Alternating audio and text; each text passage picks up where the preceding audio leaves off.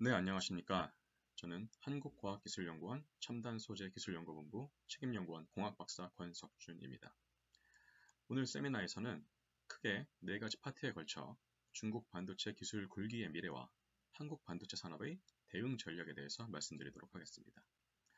먼저 이렇게 세미나에 할 수 있도록 초청해 주신 한국수출입은행 브라운백 미팅 관계자 여러분께 감사의 말씀을 드립니다.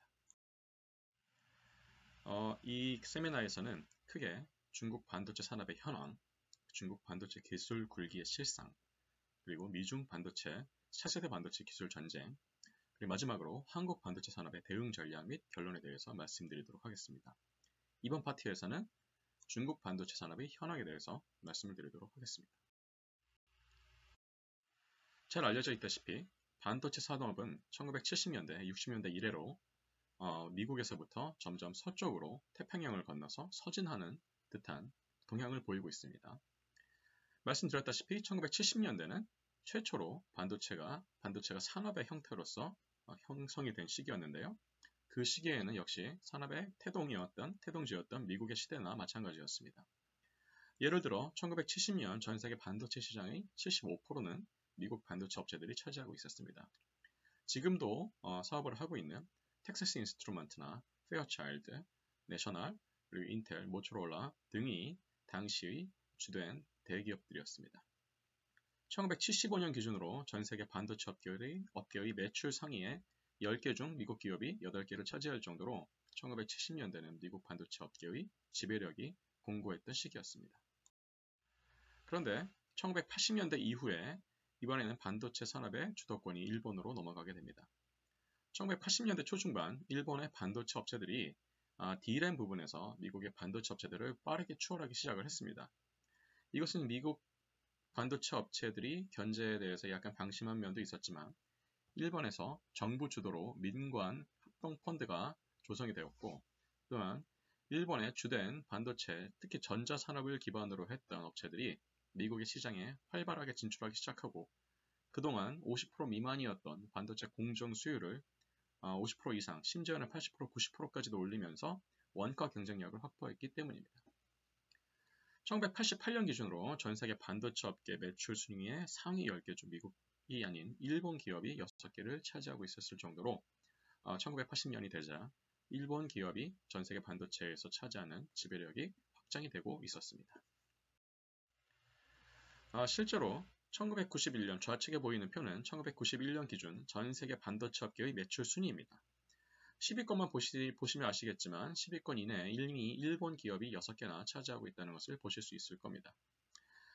일본의 반도체 기업이 특히 잘 노렸던 부분은 1952년, 1965년, 1999년 요 2기에서 3기로 넘어갔던 시기에서 반도체 업계의 가장 화두 중의 하나였던 트랜지스터의 집적화 기술에 대해서 수요를 확보할 수 있었기 때문이고 특히나 이런 집적화 회로 부분이 메모리 반도체와 비메모리 반도체 양쪽으로 모두 활발하게 쓰이기 시작하면서 바야흐로 반도체 산업도 투자한 그대로 그것이 수익으로 연결이 되는 안정적인 산업의 사이클에 들어갔었기 때문입니다. 일본이 그 사이클을 굉장히 잘 탔고요. 그래서 80년대에서 90년대 넘어오는 시점에서도 일본의 반도체 기업들이 전 세계 반도체 시장에서의 지배력은 굉장히 확고한 상황이었습니다. 그렇지만 90년대 후반 이후에 다시 반도체 산업의 주도권은 일본이 아닌 대한민국과 대만으로 넘어가게 됩니다. 마찬가지로 서진하는 듯한 모양새를 띠게 되죠. 특히나 2000년대 들어와서부터는 한국의 삼성전자나 하이닉스 그리고 대만의 TSMC나 UMC 같은 반도체 제조업체들이 일본이 했었던 전략을 그대로 취해서 치킨 게임에서 승리를 하고 차세대 기술 개발에서 한 발씩 두 발씩 앞서가기 시작하면서 반도체 업계의 수익률이 굉장히 삼성전자와 TSMC 위주로 짜이게 됩니다.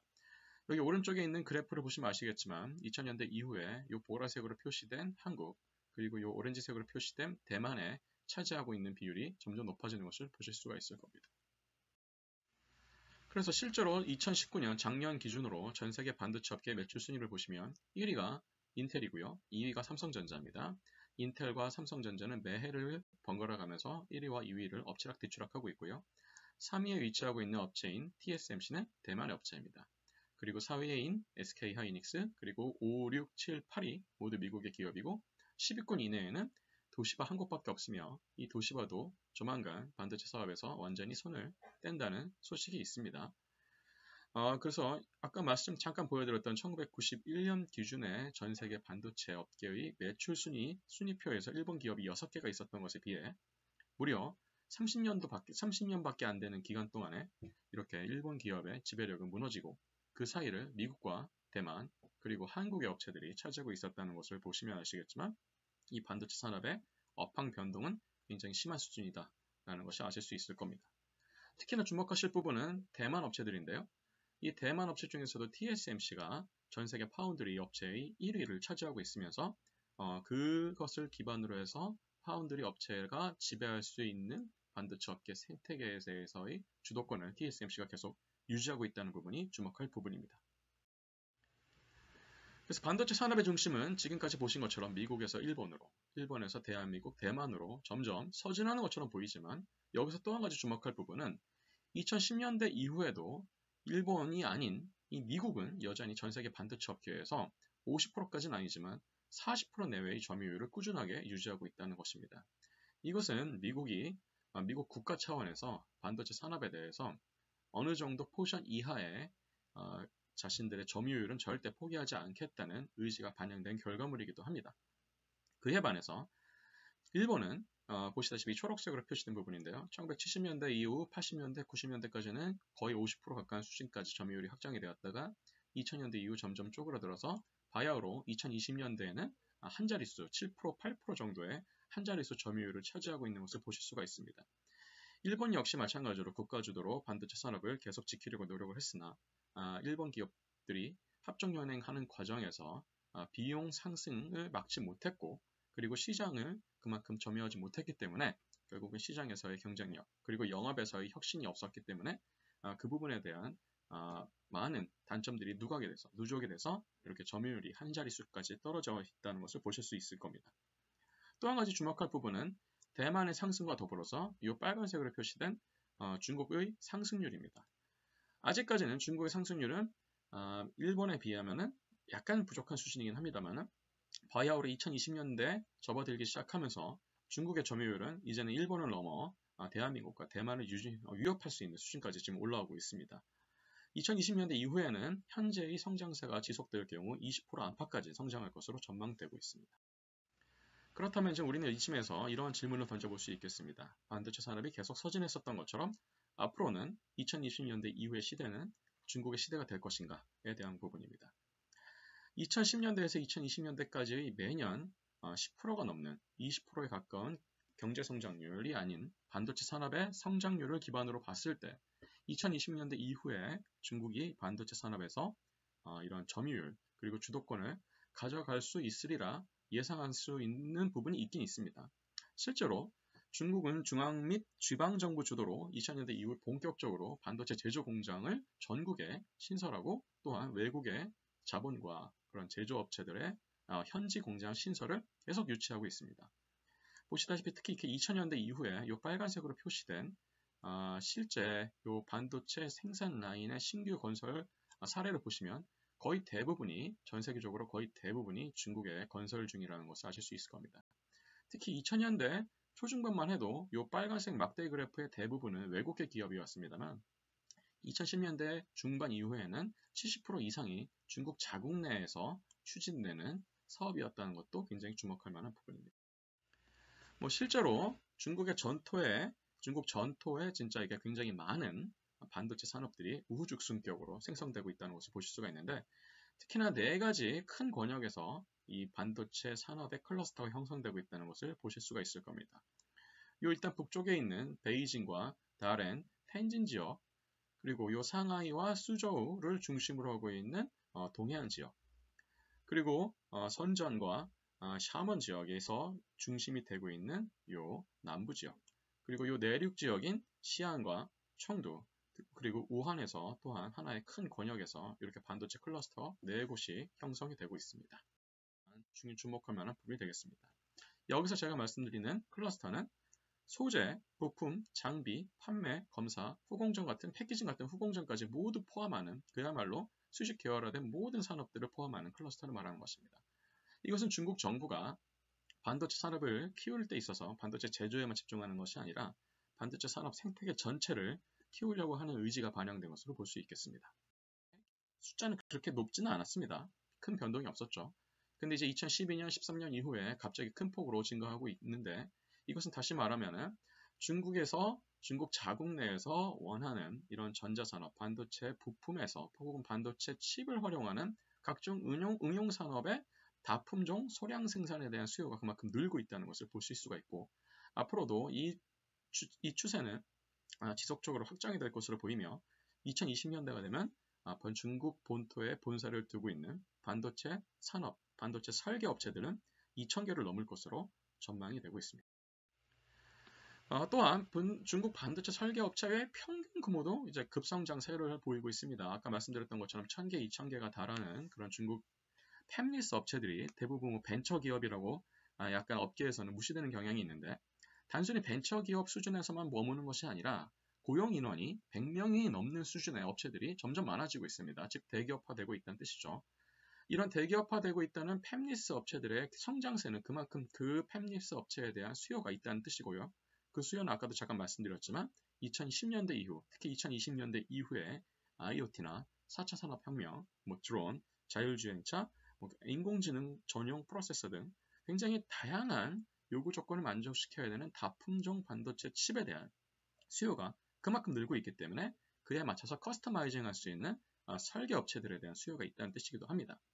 그래서 이는 중국의 반도체 굴기가 단순히 제조에만 그치는 것이 아니라 설계, 공정, 제조, 응용까지 아우를 수 있는 반도체 산업 전반의 생태계 전반에 걸친 것임을 단적으로 보여주는 사례이기도 합니다. 그래서 그럼 도대체 우리는 이런 질문을 던져볼 수 있겠습니다. 물론 중국이라는 나라 자체가 굉장히 크기 때문에 당연히 이런 산업 규모도 클 것이고 그런 산업 규모가 뒷받침이 되기 때문에 반도체 업계의 이런 시장 성장이 굉장히 지속이 될 수 있는 것이다. 꾸준히 지속이 될 수 있는 것이다 라고 생각할 수 있겠는데요.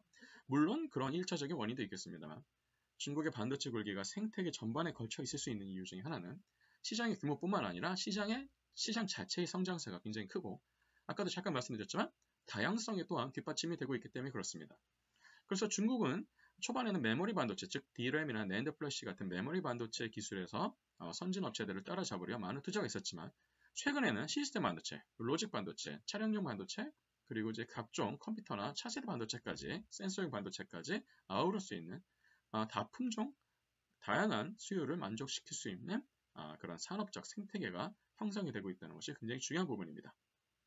특히 이런 다품종 반도체 칩을 꾸준히 수요로 하고 있는 중국의 전자산업, 텐센트나 알리바바, 화웨이 등의 전자산업에서의 엔드그룹에서의 폭발적 수요 증가세가 든든한 지지대가 되고 있다는 것이 또한 주목할 만합니다. 이렇게 중국의 반도체 산업이 지난 15년 혹은 20년간 꾸준히 성장할 수 있었던 이유는 무엇보다도 중국 정부의 철저한 투자가 있었기 때문입니다. 또한 중국은 과거 70년대, 60년대 한국이 그랬던 것처럼 일종의 이제 경제개발 5개년 계획을 약간 비슷한 그런 5년 단위의 산업 계획을 꾸준히 실현을 하고 있습니다. 2021년부터는 이제 14차 5년 계획이 시작이 되고요. 지금까지는 13차 산업 계획이 시행이 되고 있습니다. 10차가 넘어가는 10차 이후의 경제계획, 특히 11차, 12차, 13차에서는 중국 정부가 기술 굴기를 굉장히 중점으로 두고 있었고 그 기술 굴기의 가장 중요한 한 축 중에 하나가 바로 이런 반도체 산업의 성장 및 다양화가 되겠습니다. 특히 최근 반도체 산업 계획에 있어서 중앙정부는 무려 200억 달러를 투자를 했고요. 그에 맞춰서 지방정부와 각종 민간 기업들은 거의 1,000억 달러에 달하는 대규모 투자를 일으키고 있습니다.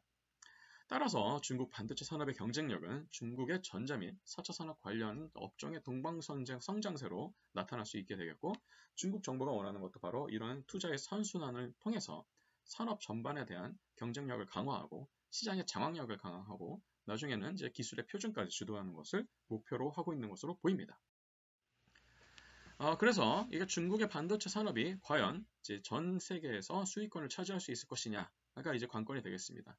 일단은 이를 판단하기 위해서 중국 반도체 산업의 성장세를 살펴보건대 2021년 기준으로 전 세계 반도체 수요의 무려 45%, 거의 50% 가까운 수준을 아마도 중국이 차지할 수 있을 것으로 전망을 합니다. 그 규모는 물경 2천억 달러가 넘는 수준이 되겠습니다.